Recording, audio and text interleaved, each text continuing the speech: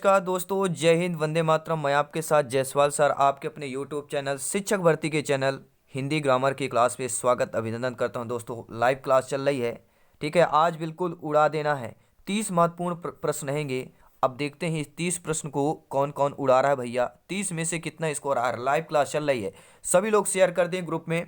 सभी प्यारे मित्र, मेरे सभी मित्रों को जय हिंद, वंदे मातरम। बहुत बहुत धन्यवाद दोस्तों।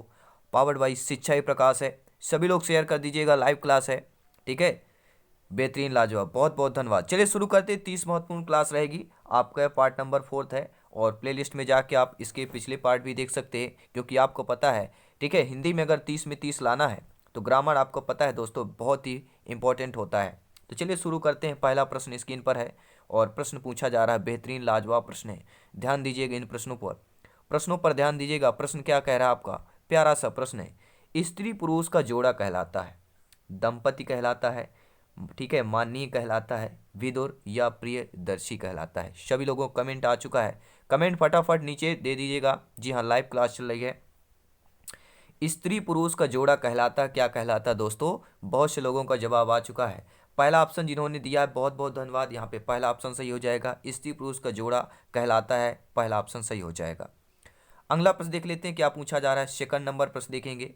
सेकंड नंबर प्रश्न दोस्तों पूछा जा रहा है, जहां लोगों का मिलन हो वही क्या कहलाता है। जहां पर लोगों का मिलन हो वही क्या कहलाता है। आपका संगम कहलाता है, ग्रामीण कहलाता है, सम्मेलन कहलाता है, या इनमें से कोई नहीं। फटाफट जवाब आ चुका है। लाइव क्लास चल रही है, उड़ा देना है। आज 30 प्रश्न को उड़ाना है। देखते हैं भैया कौन कौन उड़ा रहा है। दोस्तों सिलेक्शन सरोपर ही है। सभी प्यारे मित्र एक बार वीडियो को लाइक कर दीजिएगा और अपने ग्रुप में शेयर कर दीजिएगा। प्रश्न है, जहां लोगों का मिलन हो क्या कहलाता है। जहां लोगों का मिलन हो वही आपका सम्मेलन कहलाता है दोस्तों। जी हाँ, तीसरा ऑप्शन सही हो जाएगा। अगला प्रश्न है, लाजवाब प्रश्न है। इनमें से चोर का पर्यायवाची कौन होगा। मोशक, शशि, बेशर, धनत। चोर का पर्यायवाची पूछ रहे हैं भैया। कमेंट आ गया है, कमेंट आ रहे हैं दोस्तों, कमेंट आ रहे हैं फटाफट। बहुत बहुत धन्यवाद। चोर का पर्यायवाची कौन है। चोर का पर्यायवाची आपका मोशक होगा। रोज, ठीक है, 9 PM पे आपकी लाइव क्लास होगी हिंदी ग्रामर की। सभी लोग ज्वाइन करें, ठीक है। डेली बात करेंगे। 9 PM पे आपको हिंदी ग्रामर की क्लास मिलेगी। इनमें से चोर का पर्यायवाची मोशक होगा। अब आप बोलेंगे मोशक क्या है भैया। देखिए, चोर के पर्यायवाची सिनोनिम की बात करेंगे, ठीक है। शब्द आपका क्या है, तस्कर होता है। चोर का पर्यायवाची दस्यु, रजनीचर, मोशक, कुंभिल, खनक, ये सारे क्या है, चोर के पर्यायवाची है सिंटोनेम से। अब देखते हैं दोस्तों अगला प्रश्न, ठीक है, स्क्रीन पर है। बहुत बहुत धन्यवाद। इनमें से हवा का पर्यायवाची कौन है। हवा का पर्यायवाची जो पहचानना है और इसका कमेंट बॉक्स में बताना है। धीर होगा, तनुज होगा, बयार होगा, ठीक है, नाराज होगा। तो हवा का पर्यायवाची क्या होता है, बयार होगा। सी ऑप्शन सही होगा। और कौन कौन से हो सकते हैं आपका हवा के पर्यायवाची में, क्या क्या ऑप्शन आ सकता है। शमीर, वात, मारुत, अनिल, पवमान, प्रभंजन, प्रवात, शमीकरण, ठीक है, मातृश्वा, बयार, पवन, वायु, ये सारे आपके क्या है, हवा के पर्यायवाची है। अब देखते हैं दोस्तों अगला प्रश्न, लाजवाब प्रश्न है, ध्यान दीजिएगा कि कान कतरना मुहावरे का अर्थ बताइए।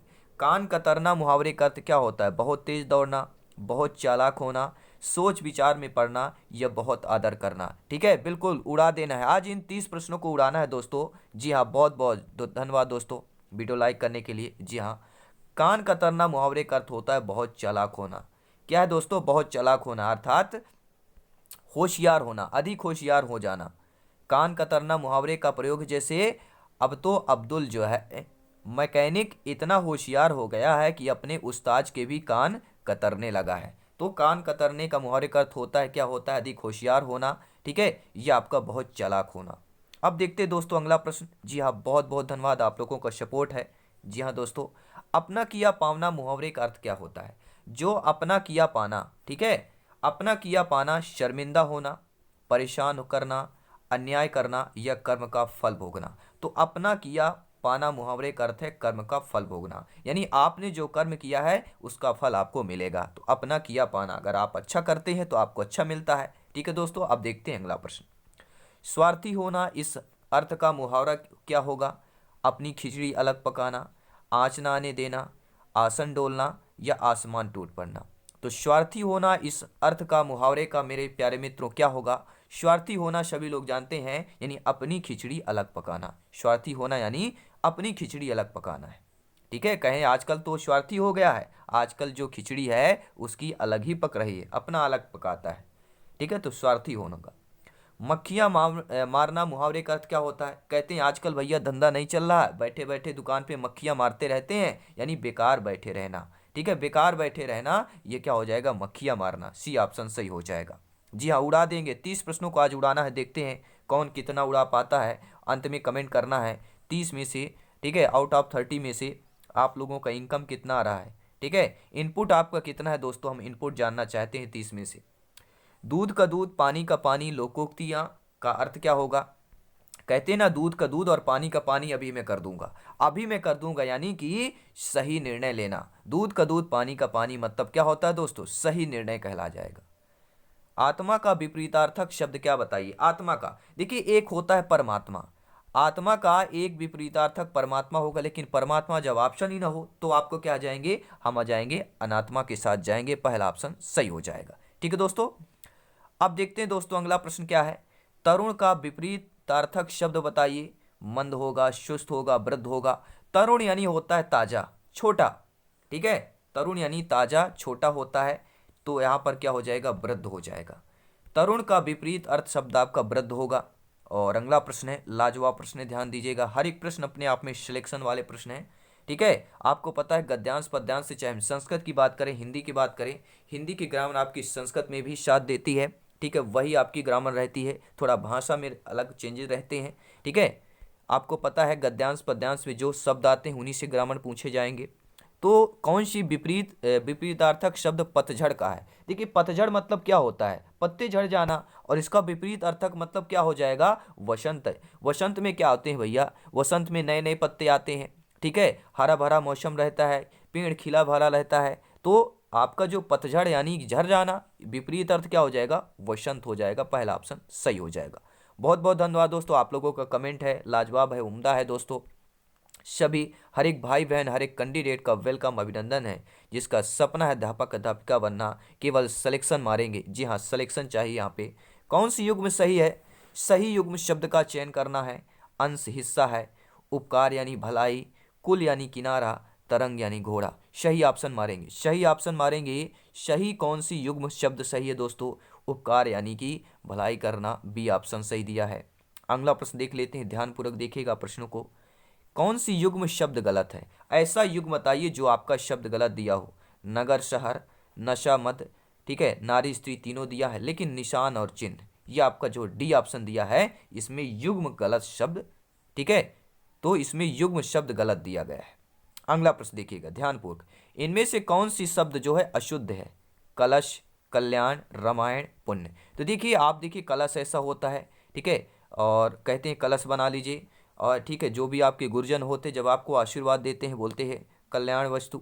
ठीक है, रामायण भी आपका है, लेकिन पुण्य, पुण्य जब लिखते हैं तो पुण्य क्या होता है? छोटा पू होता है, लेकिन आपके यहाँ पर ऑप्शन पे बड़ा पू दिया है, तो पुण्य आपका यहाँ पे अशुद्ध कहला जाएगा। अब देखते हैं अगला प्रश्न। जी हाँ बिल्कुल, रफ्तार क्लास चल रही है, 30 क्वेश्चन होंगे। कौन सी शब्द शुद्ध है? सभी लोग कमेंट करेंगे, शब्द शुद्ध की पहचान करेंगे। प्राण, भस्म, हिंदू, चिन्ह। देखिए आप चिन्ह, चिन्ह अभी देखिए यहाँ पे ऑप्शन पे हमने देखा था चिन्ह, ये देखिए चिन्ह ऐसा सही होता है। क्या ऐसा यहाँ पे लिखा है? ऐसा क्या आपके ऑप्शन पे लिखा है? नहीं लिखा है। छोटी छोटी चीज़ हमें ध्यान देना है और सिलेक्शन पाना है। ग्रामर का दोस्तों गेम जो यही है, क्या है? छोटी छोटी चीज़ों। ठीक है, शब्दों और वर्णों का अनुशासन ही ग्रामर कहलाता है, व्याकरण कहलाता है। शब्दों का अनुशासन ही व्याकरण है। अगर शब्द अनुशासन में रहेंगे, वर्ण अनुशासन में रहेंगे, ठीक है, वर्णों के साथ शब्द बनते हैं, शब्द अनुशासन में रहेंगे, वही व्याकरण है दोस्तों। डी ऑप्शन साथ जाएंगे। ठीक है, तो यहाँ पे इनमें से कौन सा शब्द शुद्ध दिया है ये हमें बताना है। ठीक है, चिन्ह गलत है, और हिंदू भी यहाँ पे आप देख सकते हैं, हिंदू में क्या होता है? बड़ा दू होता है, यहाँ पे छोटा दू है। ठीक है, भस्म भी आपका गलत दिया है। तो प्राण है, प्राण इसी को लिखेंगे, प्राण ऐसे ही लिखते हैं, तो प्राण आपका शब्द शुद्ध है, बाकी सारे ऑप्शन जो है आपके अशुद्ध हैं। अब देखेंगे दोस्तों, ठीक है, सम्मान का शुद्ध रूप क्या होगा भैया? सम्मान, सम्मान यानी कि ऑप्शन से ही पता चलता है कि हमारा सम्मान होगा। पहला ऑप्शन सही हो जाएगा। बिल्कुल धुआं धुआं करेंगे, आज की क्लास धुआं धुआं होगी। और कौन कौन धुआं धुआं कर रहा है? यानी कि फॉग, फॉग क्लास चल रही है। धुआं धुआं सारे प्रश्न करेंगे, क्योंकि सिलेक्शन सर्वोपरि है। ठीक है दोस्तों, हर एक प्रश्न उम्दा है, लाजवाब है। आप लोगों का सहयोग भी दोस्तों लाजवाब है क्योंकि आप लोग ज्ञानी है, सर्वज्ञ है। और इस प्रश्न का जवाब चाहूँगा कि अल्प प्राण जो है कौन से होंगे।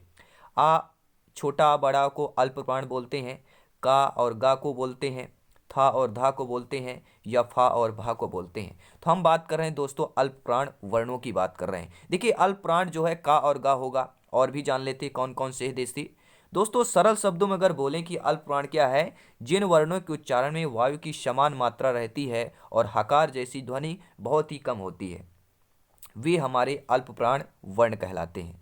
प्रत्येक वर्ग का जो है पहला और तीसरा, ध्यान दीजिएगा, प्रत्येक वर्ग की बात कर रहे हैं। एक वर्ग में 5 वर्ण होते हैं, ठीक है। प्रत्येक वर्ग में पहला, तीसरा, पांचवा वर्ण जो है अल्प प्राण व्यंजन होता है। जैसे आपका का हो गया, गा हो गया पहले वर्ण में, ठीक है।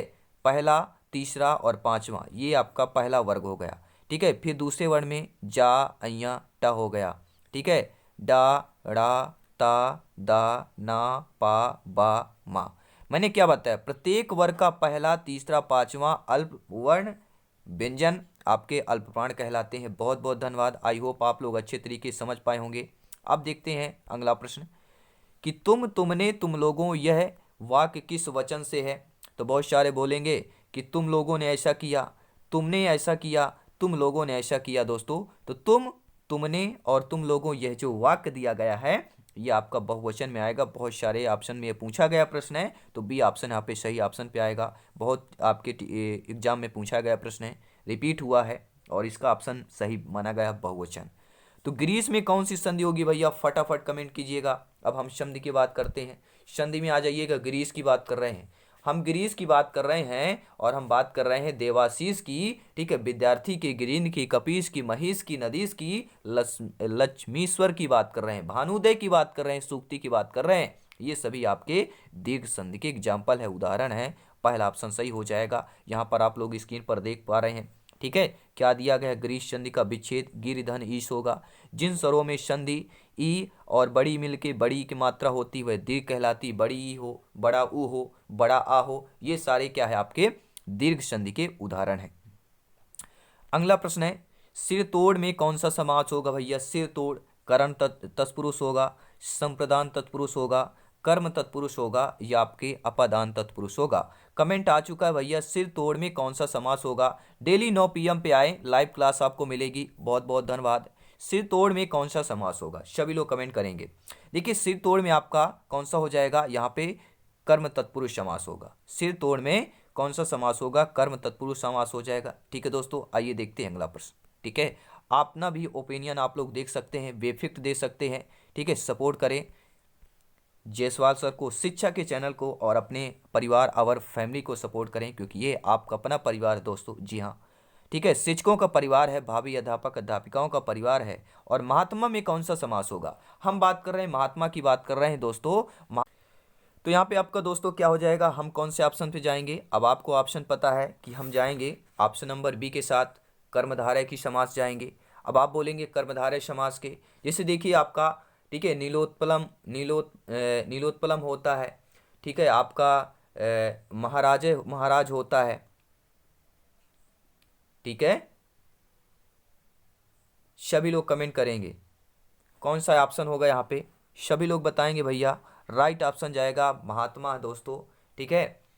कौन सा ऑप्शन होगा, फटाफट कमेंट करेंगे यहाँ पे। बहुत बहुत धन्यवाद, आप लोगों को कमेंट आ चुका है, मैं पढ़ पा रहा हूँ। ठीक है, बहुत बहुत उम्दा लाजवाब क्लास चल रही है। आप लोगों का कमेंट ही दोस्तों हमें, ठीक है, मोटिवेट रखता है।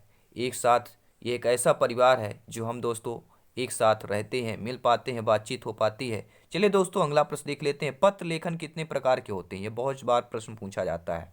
बच्चे कन्फ्यूज होते हैं, मेरे भाई बहन, 2 होंगे या 3 होंगे, बहुत ज़्यादा कन्फ्यूजन होता है।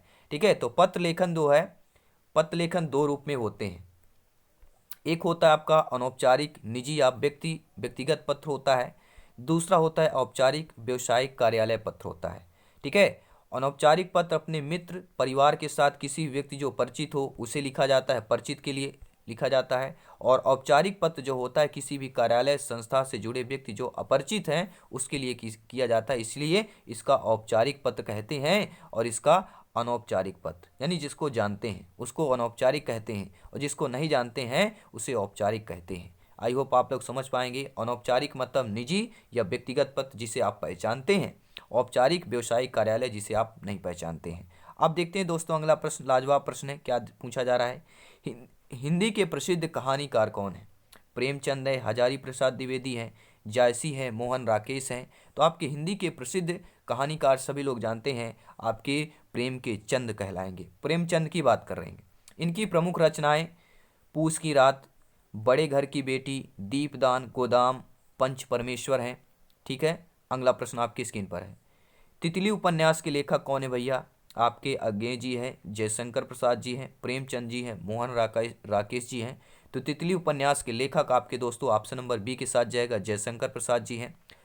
और इनमें से अलंकार में कौन सा भेद है? शब्द अलंकार, ठीक है, छेकानुप्रास, लटानुप्रास, इनमें से कोई नहीं। तो सभी लोग जानते हैं शब्द अलंकार, अर्थ अलंकार, उभय अलंकार। तो अलंकार में कौन सा भेद है? पहला ऑप्शन आपका भेद कहलाएगा।